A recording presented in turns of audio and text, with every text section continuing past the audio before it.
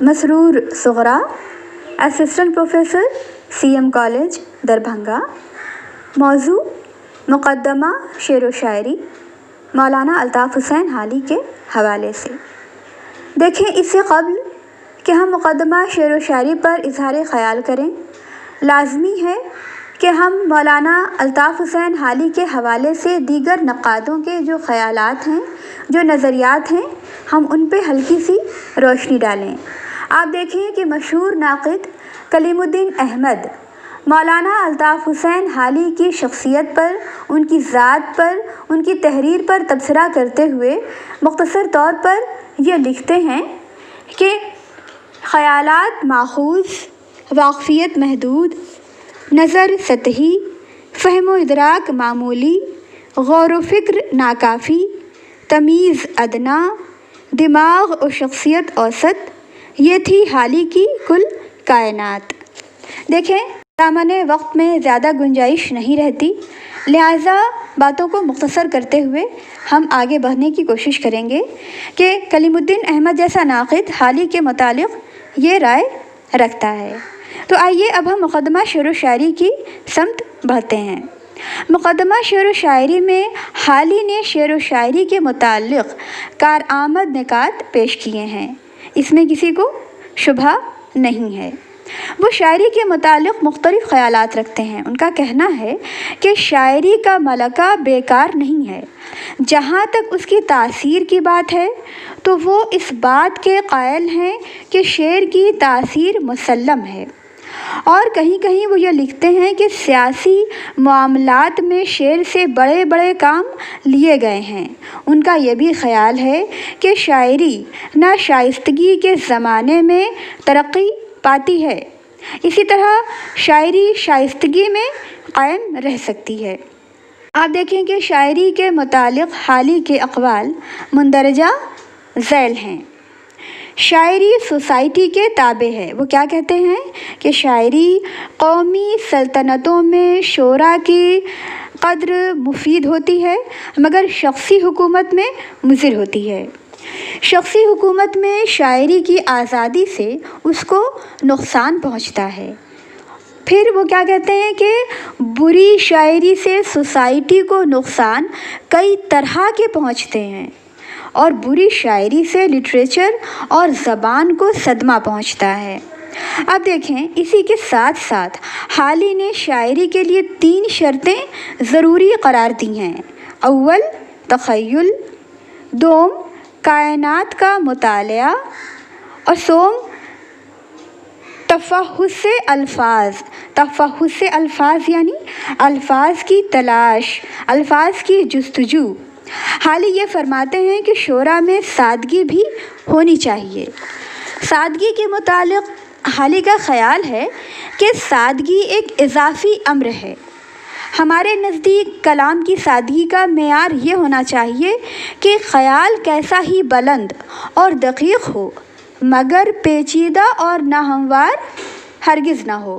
الفاظ جہاں تک ممکن ہو روزمرہ کی بول چال کے قریب قریب ہو۔ جس قدر شعر کی ترکیب معمولی بول چال سے بعید ہوگی، اسی قدر سادگی کے زیور سے معطل سمجھی جائے گی۔ اب آئیے ہم اصلیت کے متعلق گفتگو کرتے ہیں۔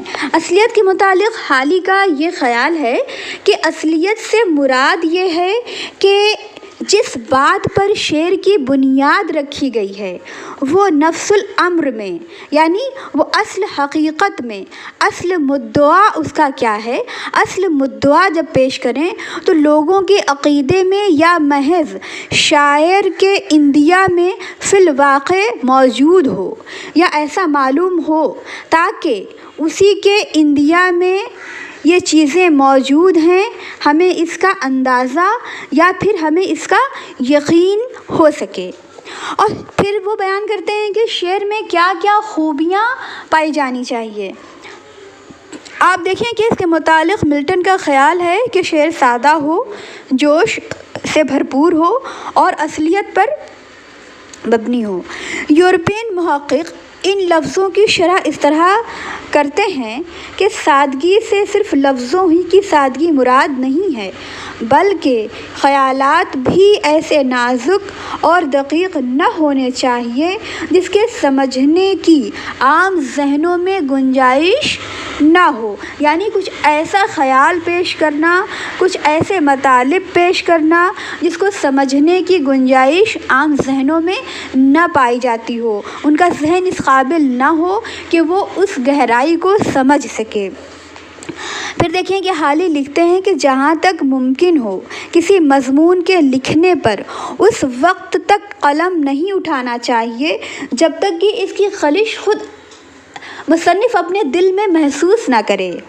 کسی کی فرمائش سے، کسی کے دباؤ سے یا کسی اور مجبوری کے تحت بغیر اقتضائے طبعی، یعنی کہ جب تک کہ ہماری فطرت کا تقاضا نہ ہو، ہمارے دل کا تقاضا نہ ہو، ہمارے جوش کا تقاضا نہ ہو، کہ ہمارا دل جب خود اندر سے نہ چاہے، جب تک کسی موضوع پہ قلم اٹھانا ہمیں کسی دباؤ کے تحت، کسی زور کے تحت قلم نہیں اٹھانا چاہیے کسی بھی موضوع پہ۔ اگر ہم ایسا کرتے ہیں تو کیا ہوتا ہے کہ شعر میں جو زور پیدا ہونا چاہیے وہ زور پیدا نہیں ہو پاتا ہے۔ وہ کیا کہتے ہیں کہ اقتضائے طبعی اور ولولہ باطنی کے جو شعر کہا جائے یا جو نظم سر انجام دی جائے گی، اس میں وہ اثر یا پھر وہ زور پیدا کرنا دشوار ہے۔ جو حقیقی معنوں میں جب انسان کسی مطالب، کسی موضوع، کسی واقعات، کسی سانحہ سے متاثر ہو کر جب کوئی کلمات کہتا ہے، جب کوئی غزل کہتا ہے، جب کوئی نظم لکھتا ہے، تو پھر اس میں جو تاثیر پائی جاتی ہے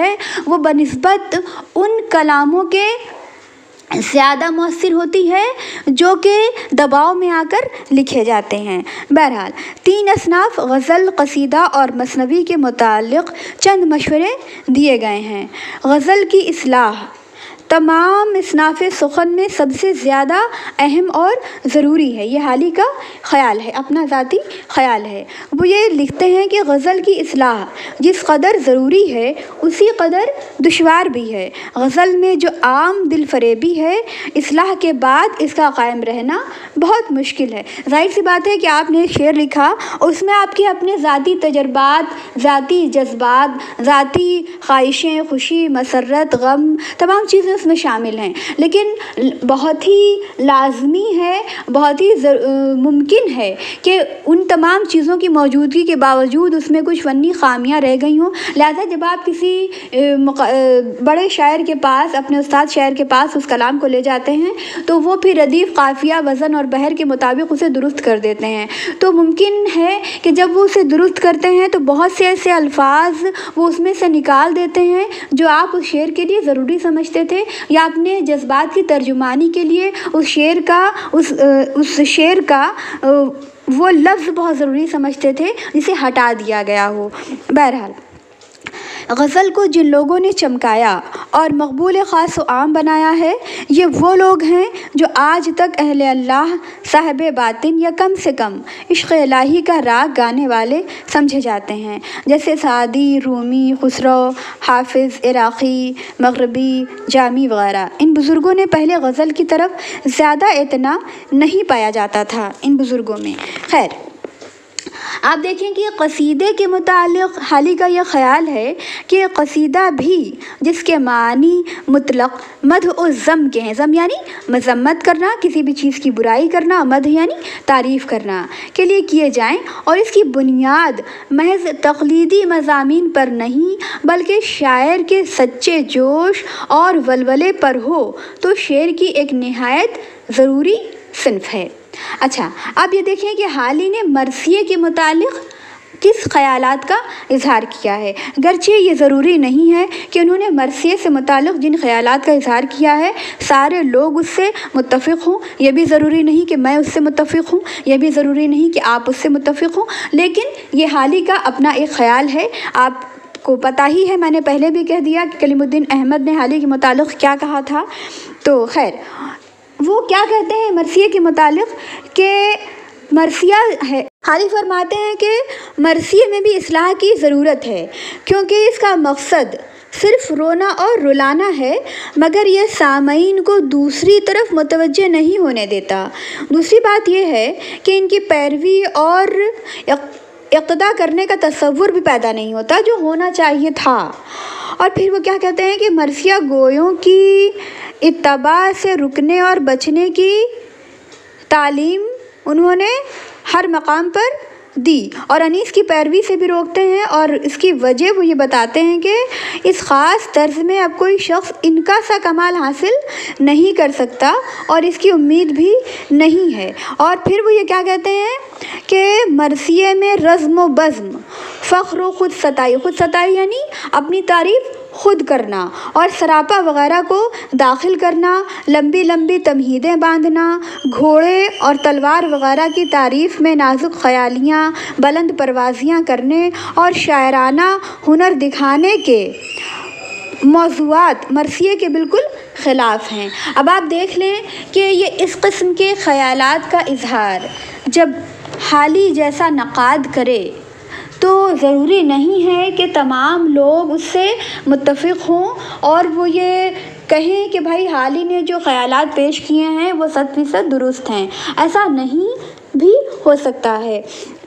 یہ ذاتی خیال تھا حالی کا، اور جس سے میں بہرحال متفق نہیں ہوں۔ خیر، حالی یہ کہتے ہیں کہ جہاں تک ممکن ہو شاعری کا سارا کمال زبان کی صفائی، مضمون کی سادگی و بے تکلفی، کلام کے مؤثر بنانے اور آورد کو آمد دکھانے میں صرف کرنا چاہیے، تاکہ وہ اشعار جو بے انتہا فکر و غور اور کاٹ چھانٹ کے بعد مرتب ہوئے ہیں ایسے معلوم ہو گویا بے ساختہ شاعر کی قلم سے ٹپک پڑے ہیں۔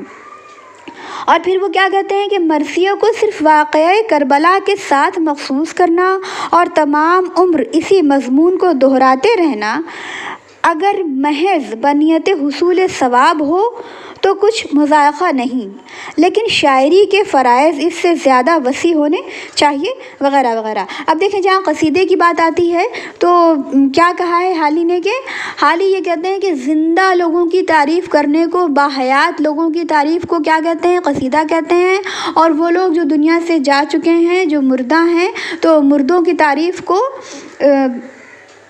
مردوں کی جو تعریف کی جاتی ہے اور جس میں تأسف اور افسوس شامل ہوتا ہے، مرثیہ کہتے ہیں۔ اور عرب کی قدیم شاعری میں قصائد اور مرثیے ایسے سچے اور صحیح حالات و واقعات پر مشتمل ہوتے تھے کہ ان سے متوفی کی مختصر زندگی استنباط ہو سکتی تھی، یعنی معلوم کی جا سکتی تھی۔